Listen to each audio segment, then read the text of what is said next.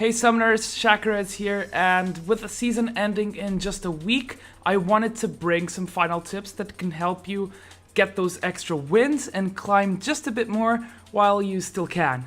Now, when I play ranked, I really like to call shots. Some people don't like it that I'm very verbal about everything, so it might take some convincing from your side.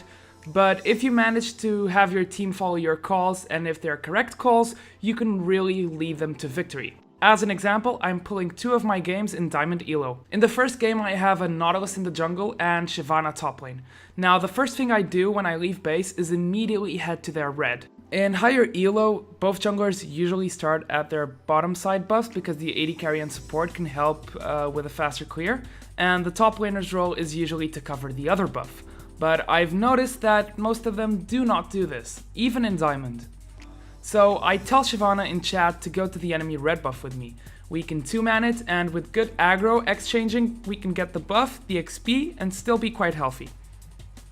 So I let Shyvana have the buff as she doesn't have any reliable CC in her kit, so the experience is just enough for us not to fall behind, and the enemy Amumu will be quite behind. So Amumu can't do much, and this means Nautilus has free reign in ganks. Shyvana's doing quite well, and I'm versus a champion that pushes a lot, which is Malzahar. So I tell Nautilus in chat that we can punish him and proceed to get first blood. So instead of going top, he focuses a bit more on mid lane. Later in the game we punish Malzahar again for overextending without wards, and we're close to the 7-minute mark, meaning their blue is going to spawn. We know that we're stronger, so I ping Nautilus to invade. So now we're invading, he actually gets the blue, but after stealing blue, fight breaks out, we back off until our bot lane can join the fight. Now, Malzahar's ultimate was down from the last fight that he used it on Nautilus.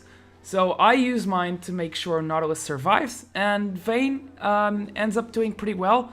We end up winning the trade, and she gets a double kill. And not to mention we run off with a blue buff. So we now have a 4k gold lead, and most of it is on our carries, which is Vayne and myself. What I'm showing now is our team holding a tight grip and making sure we use our advantage to snowball even harder. So, just to recap, my simple early game calls allowed us to solidify a lead and ultimately win the game.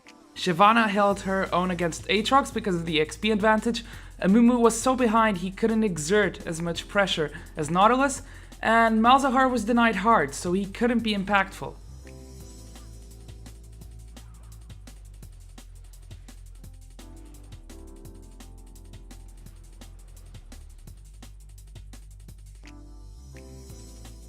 Now let's take a look at the second game. In this case, Pantheon was AFK, and I couldn't possibly do red by myself. I call Lee Sin to the enemy red buff and tell Sona to ward our red. I help Lee do the buff, and he heads top lane. Now, as he heads top lane, he has the advantage over Renekton, and as you can see, he just got first blood. Now, seeing that the enemy jungler has red and is top, Volibear's immediate thought is to steal our red, but we were prepared. I immediately stop laning and head off to our red buff upon seeing Volibear. Sona does too, leaving Vayne to fend off for herself. We catch out Volibear doing our red, and despite my flash and ignite, he escapes with a sliver of health. Lee Sin is out for blood though, and with a solid play he secures a kill. This allowed him to exert a lot more pressure than Volibear, and despite stealing some kills from me, we end up winning the game very convincingly. So overall, I hope I gave you some good tips to establish a lead in solo queue. If you liked the video, be sure to leave a like, and if you'd like to see more from me, click the subscribe button. That's all for today, I'll see you guys in the Rift. Shakarez signing out.